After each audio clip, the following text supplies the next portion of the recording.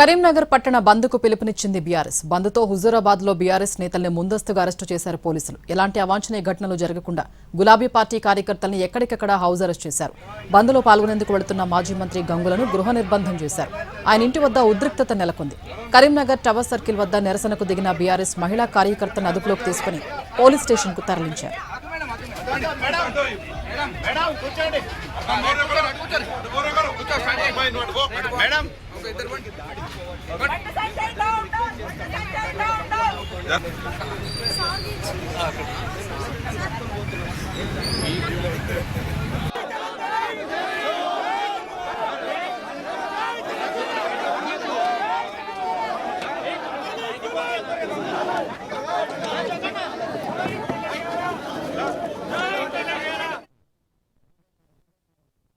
రాజకీయ నాయకులు అంటే ప్రజాపతులు, ప్రజల వచ్చే ఎన్నుకోబడిన ప్రజాపతులు.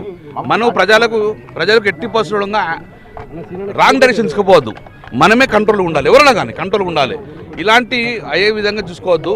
అయినా కూడా విమర్శకు ప్రతి విమర్శ చేసుకోండి. మళ్ళీ ఒకవేళ గిట్ట సీరియస్నెస్ ఉంటే కోర్టులో కేసు వేసుకోరు. కానీ దాడి చేస్తాము, చంపేస్తాము, లేపెత్తాము అనే పరిస్థితి తీసుకురావద్దని కొడుతున్నాము. ఇలాంటి ఎన్నో చూసినాం మేము. తెలంగాణ ఉద్యమంలో ఇలాంటి జరగలేదు. కాబట్టి ఇలాంటి కరీంనగర్ ప్రశాంతమైన కరీంనగర్లో ఇలాంటి ఉండకూడదు.